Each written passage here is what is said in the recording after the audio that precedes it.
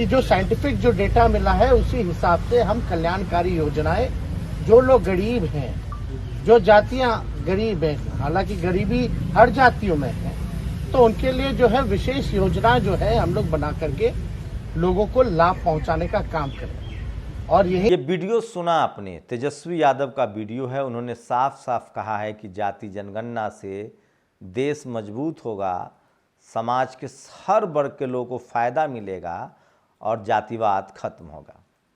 दूसरी सबसे बड़ी खबर है, आज भी सोचिए मीडिया का पाप। इस देश का जो मीडिया है, जिसको हम लोग मनुवादी मीडिया कहते थे, वो दरअसल देश विरोधी मीडिया है। कल देश के राजधानी दिल्ली के रामलीला मैदान में 10 लाख लोग आए, लेकिन कल टीवी ने उनको ब्लैकआउट किया, आज अखबारों ने ब्लैकआउट कर दिया। ये सबसे बड़ी खबर है, लेकिन सोशल मीडिया पर यह खबर छाया हुआ है। आपने जो मोन्टाज में देखा, जो लोग कह रहे थे कि मतलब जुमले की सरकार नहीं चलेगी, जो नहीं देगा पेंशन वो सरकार नहीं चलेगी, तो सोचिए कि अगर सोशल मीडिया नहीं होता तो दुनिया को पता नहीं चलता, देश को पता नहीं चलता कि दिल्ली में 10 लाख लोग जमा हुए थे। ये है मीडिया की कारस्तानी, नापाक हरकत। और दूसरी सबसे बड़ी बात, सोचिए कि मीडिया दिन भर तमाम विपक्षी दलों में झगड़े खोजता है, उनके नेताओं के बयान को विवादित बयान कहता है, लेकिन राजस्थान में वसुंधरा और अमित शाह के बीच तलवारें खींची हुई है, आपको कोई खबर नहीं बताएगा, वो तो सोशल मीडिया पर चल रहा है। नमस्कार, मैं शंभू कुमार सिंह और आप देख रहे हैं नेशनल दस्तक। सोचिए, सोशल मीडिया पर सबसे ज़्यादा छाया हुआ है जाति जनगणना का मामला। ये वीडियो सुनिए जो लक्ष्मण यादव का है, बहुत पुराना वीडियो है। जनगणना का मतलब है सबकी जनगणना, हर जाति के लोगों का पता चले कि वो कितनी संख्या में, तभी तो वो भेद खोलेगा कि 3% वाला 97% जगहों पर कैसे कब्जा किए हुए। इसलिए ये केवल ओबीसी का मामला नहीं। अगर आप मुख से पैदा हुए हैं, भुजाओं से पैदा हुए हैं, तो इस देश के संविधान को तहस नहस कर दीजिए, आपको कोई चोर, डकैत और लुटेरा नहीं बोलेगा। लेकिन आप जाति जनगणना के सवाल को उठाइए, मंडल के विरोध में कमंडल की यात्रा लेकर चलने वाले रथ यात्रियों के ऊपर गोली चलवाइए, उनके रथ को रोकिए, तो आप जेल में जाएंगे। ये इस देश में हुआ है और हो रहा है। बलात्कारियों को जिसमें वो कह रहे हैं कि जाति जनगणना जरूरी है, सवर्णों की भी संख्या पता चले। वहीं नीतीश कुमार का ही वीडियो वायरल हो रहा है, पुराना वीडियो, जो सुनिए आप, जिन्होंने कहा था कि जब जाति जनगणना होगी तो सबको अधिकार मिलेगा। हर परिवार की किसी भी जाति का हो, वो गरीब है तो आखिर उसके उत्थान के लिए भी और क्या करना, हम लोग तो सब कुछ कर रहे हैं। और भी अगर इस पूरे सर्वेक्षण से ये जानकारी हो जाएगी तो आप समझ लीजिए कि सबके आर्थिक स्थिति के सुधार के लिए भी हम लोग पूरा प्रयास करेंगे। और वही सबसे बड़ी खबर है जाति जनगणना का। तमाम SC ST OBC के लोग जो हैं वो इसके पक्ष में लिख रहे हैं। उनको लग रहा है कि इससे देश मजबूत होगा। 2024 में सबसे बड़ा मुद्दा जाति जनगणना का मुद्दा होगा। मोदी अमित शाह के होश उड़े हुए हैं। सोचिए, सबसे बड़ी बात है कि उन समाज का क्या होगा जिनकी संख्या ही 10% है। टीवी अखबार का पाप समझिए, वो उसको बढ़ा चढ़ाकर 10%, 12%, 15% बताते थे, जो 3% है। अब मीडिया कह रही है कि जाति से क्या होता है, संख्या से क्या होता है। जो मीडिया कल तक कहती थी कि जाति जनगणना न होना चाहिए, जो मीडिया कल तक SC ST OBC के आरक्षण के खिलाफ थी, वही मीडिया इकोनॉमिक वीकर सेक्शन के आरक्षण के पक्ष में थी। सोचिए, जो मीडिया SC ST OBC के आरक्षण के खिलाफ थी, लेकिन वो इकोनॉमिक वीकर सेक्शन के रिजर्वेशन को गप से हथिया लेती है। यही मीडिया आरक्षण के खिलाफ थी, लेकिन महिला आरक्षण को गप से हथिया लेती है, क्योंकि उसको पता है कि महिला आरक्षण में अगर SC ST OBC को आरक्षण नहीं मिला तो सिर्फ सवर्ण समाज की महिलाएं ही आगे आएंगी। जैसे आज भी इस देश में 15% आबादी वाला समाज 95% संसाधनों पर कब्जा करके बैठा हुआ है।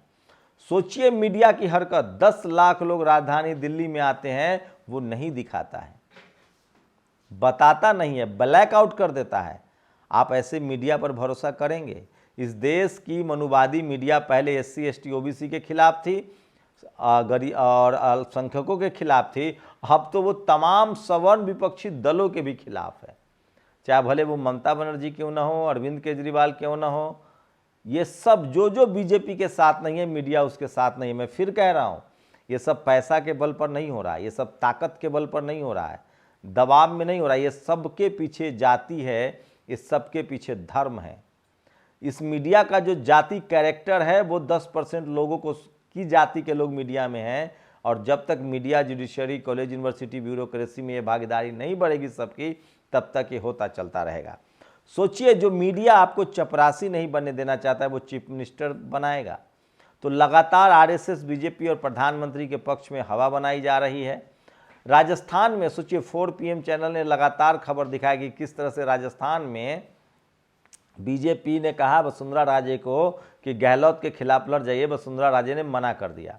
एक तो फोटो भी वायरल हो रहा था, वो वीडियो मिल नहीं रहा है, जिसमें कई लोग स्वागत में खड़े थे और अमित शाह ने फूल लिया और आगे बढ़ गए, वसुंधरा राजे से बात तक नहीं की।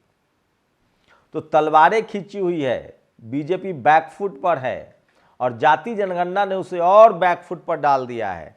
सवाल है कि योगी आदित्यनाथ ने जाति जनगणना कराने से इनकार कर दिया था, अब क्या होगा? राहुल गांधी ने साफ साफ कहा है कि हम जाति जनगणना के पक्ष में हैं और 85% अगर SC ST OBC है तो उसको उसका अधिकार मिलना चाहिए। मैं आपको फिर बता दूं, जब मैं SC ST OBC कह रहा हूं तो आप किसी भी धर्म के हो सकते हैं। आप मुसलमान हो सकते हैं, आप OBC हैं, ST में भी हैं, आप सिख हो सकते हैं, SC OBC में भी है, आप हिंदू हो सकते हैं, SC ST OBC, आप क्रिश्चियन हो सकते हैं, ईसाई हो सकते हैं, बुद्धिस्ट हो सकते हैं। आपका जो संवैधानिक अधिकार है वो SC ST OBC के रूप में एक साथ है, और इसको लेकर लगातार आज सोशल मीडिया पर लोग लिख रहे हैं, पढ़ रहे हैं, बोल रहे हैं।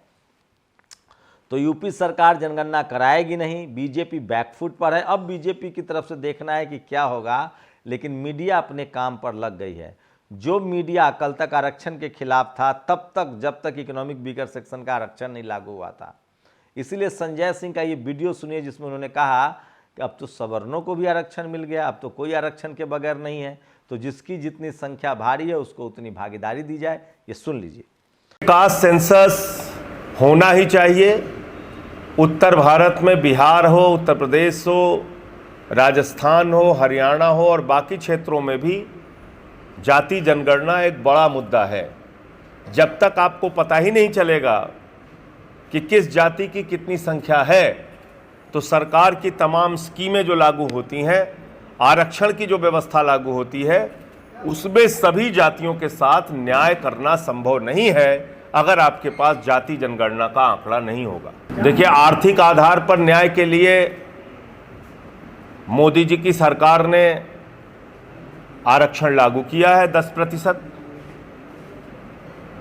और सामाजिक न्याय के सिद्धांत के हिसाब से पिछड़ों के लिए, वंचित समाज के लिए आरक्षण की व्यवस्था है। तो अब कहां बचा? पहले तो सवर्ण बिरादरी के लोग ये कहते थे कि भाई ये आरक्षण वाले हैं, हम गैर आरक्षण वाले हैं। अब तो उन्होंने आपको भी आरक्षण दे दिया, कह दिया कि हाँ भाई, आर्थिक आधार पे जो सवर्ण पिछड़े हैं उनको भी हम आरक्षण देंगे। तो फिर न्याय की बात अगर आप कर रहे हैं, तो न्याय के लिए जरूरी यह है कि जाति जनगणना हो, पता चले किसकी कितनी संख्या है, पिछड़ों की कितनी है, अनुसूचित जाति की कितनी है, अनुसूचित जनजाति की कितनी है, अपर कास्ट की कितनी है, सवर्णों की कितनी है। ये जानकारी ले लेने में बुराई क्या है? अच्छा, अगर ऐसा नहीं है तो आप पिछड़े और OBC और अनुसूचित जाति जनजाति के लिए जो स्कीम चला रहे हैं सरकार की ओर से, उसमें न्याय कैसे हो पाएगा? अल्पसंख्यक समुदाय के लिए जो सरकार नीतियां चला रही है, उस पर न्याय कैसे हो पाएगा? और ये मैं नहीं कह रहा हूं कि खाली गैर भाजपा सरकारें चला रही है, भाजपा सरकारें भी चला रही है अल्पसंख्यकों के लिए, पिछड़ों के लिए, अनुसूचित जाति के लिए, जनजाति के लिए। तो उस स्कीम में न्याय कैसे हो पाएगा? तो फिर कह रहा हूं, सबसे ज्यादा लोग ये भी सवाल उठा रहे हैं मीडिया पर कि सोचिए 10 लाख लोगों को जब मीडिया दरकिनार कर सकता है, जिसमें SC ST OBC और सवर्ण भी थे, तो बाकी लोगों की मिसाल ही क्या है? तो इस देश की जो मीडिया है वो घोर जातिवादी है और सबसे पहले जो जनगणना हो वो मीडिया का होना चाहिए कि इसमें SC ST OBC के लोग कितने हैं, कौन है, नहीं है। ये सबसे बड़ा सवाल है और इसी को लेकर आज सबसे ज़्यादा सवाल उठ रहे हैं। छत्तीसगढ़ के मुख्यमंत्री ने भी जाति जनगणना का समर्थन किया। इसके बाद दिलीप मंडल ने भूपेश बघेल से कहा है कि आपको क्या दिक्कत है, पहले तो 27% OBC का रिजर्वेशन कीजिए और जाति जनगणना के आंकड़े जारी कर दीजिए। चंद्रशेखर आज़ाद ने भी ट्वीट किया है कल जो भीड़ थी उसकी तस्वीर के साथ कि सोचिए कि 10 लाख लोगों को मीडिया ने नहीं दिखाया तो आपका हमारा क्या होगा। ये लक्ष्मण यादव का बयान सुन लीजिए जो उन्होंने जाति जनगणना पर दिया था, जो सबसे बड़ी खबर है। तेजस्वी यादव का बयान हम आपको शुरू में सुना ही चुके हैं और सोचिए डाटा रिलीज होने से आधा घंटा पहले तक न्यूज़ चैनल के हिसाब से बिहार में ब्राह्मण 7 से 10% थे, डाटा रिलीज होते ही 3% रह गए। तो सबसे ज़्यादा जिन समाज का भागीदारी है वो सबसे ज़्यादा झूठ बोल रहे हैं। सबसे पहले इस देश के मीडिया में डाइवर्सिटी लाना होगा, तभी लोकतंत्र मजबूत होगा, देश मजबूत होगा। मीडिया की बेईमानी देखिए। Congress MLA in Raj scare to face public due to corruption. Congress MLA in Rajasthan scare to face public due to corruption. खबर ये है, ये अखबार ने छापा है, हिंदुस्तान टाइम्स है, कि कांग्रेस के जो विधायक हैं वो भ्रष्टाचार से इतने डरे हुए हैं कि वो पब्लिक के सामने नहीं जा रहे हैं। और फोटो लगा दिया है CP जोशी का, जबकि ये बात कही है BJP के CP जोशी ने। तो सोचिए इस तरह की बेईमानी होती है। भूपेश बघेल ने जो वीडियो शेयर किया था, पूरा एम्बियंस सुनिए जो आपने शुरू में भी सुना था, एक बार फिर से।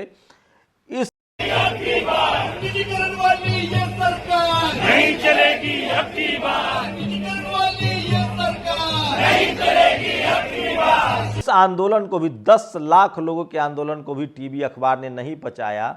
तो मैं फिर कह रहा हूं, बहुजन समाज को टीवी अखबार से दूर हो जाना चाहिए। और इसीलिए प्रतीक पटेल ने लिखा है, कुआं किसी का हो, अब 85% को पानी पिलाना होगा, नहीं तो छाती पर चढ़कर पिएगा। तो सोचिए किस तरह से बहुजन समाज के लोग जागरूक हो रहे हैं। अखिलेश यादव ने एक लंबा और मर्मस्पर्शी पोस्ट लिखा है, बिहार जाति आधारित जनगणना प्रकाशित, ये है सामाजिक न्याय का गणितीय आधार। जाति जनगणना 85 बनाम 15 के संघर्ष का नहीं बल्कि सहयोग का नया रास्ता खोलेगी। अखिलेश यादव ने कहा कि PDA पिछड़े दलित अल्पसंख्यकों को अधिकार मिलना चाहिए। और ये है वो संजय सिंह, आम आदमी पार्टी के नेता हैं, उन्होंने ये वीडियो जारी किया। एक बार सुनिए कि जब हर जाति को जनगणना मिल रही है तो हमें भी मिलना चाहिए। कास्ट सेंसस होना ही चाहिए। उत्तर भारत में बिहार हो, उत्तर प्रदेश हो, राजस्थान हो, हरियाणा हो और बाकी क्षेत्रों में भी जाति जनगणना एक बड़ा मुद्दा है।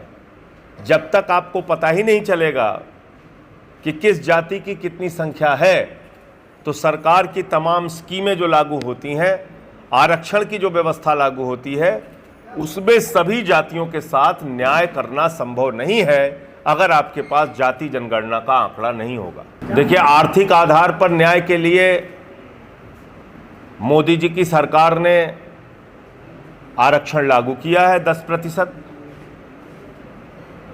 और सामाजिक न्याय के सिद्धांत के हिसाब से पिछड़ों के लिए, वंचित समाज के लिए आरक्षण की व्यवस्था है। तो अब कहां बचा?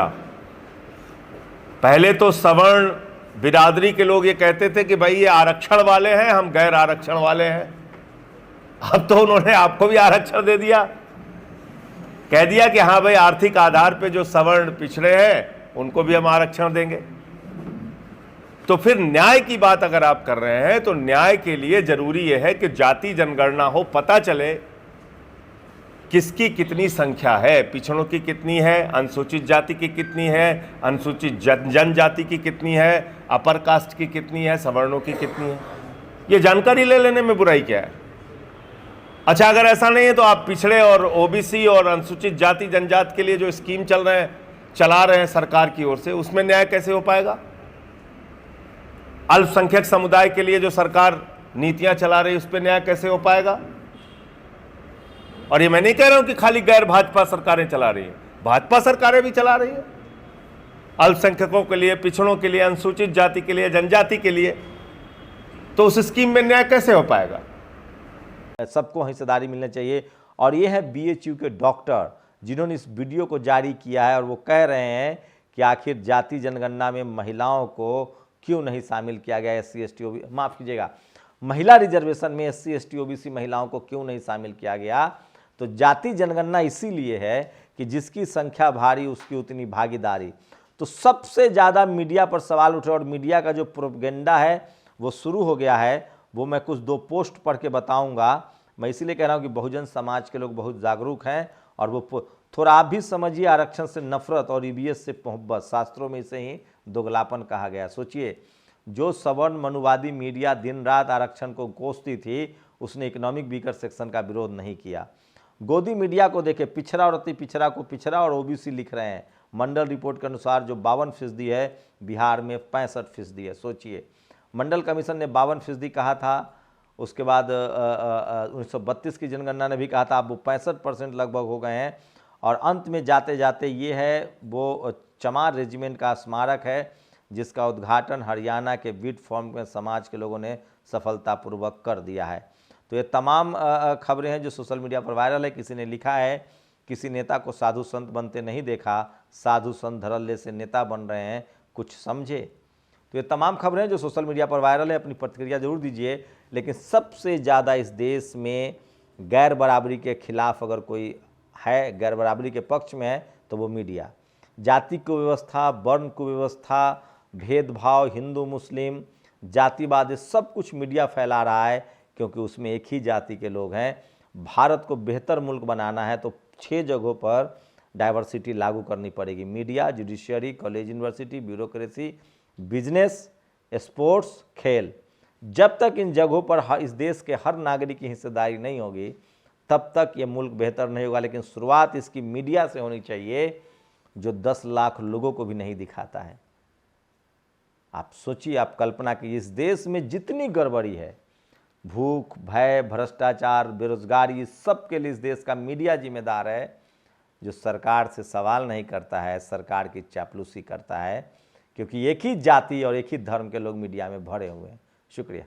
नेशनल दस्तक की आपसे गुजारिश है कि अगर इसको बचाना चाहते हैं तो नेशनल दस्तक को सब्सक्राइब करने के लिए रेड कलर के सब्सक्राइब बटन को दबाएं, फिर बेल आइकन की घंटी दबाएं। नेशनल दस्तक को बचाने के लिए बहुत जरूरी है कि हर खबर को शेयर करें, लाइक करें, कमेंट जरूर करें।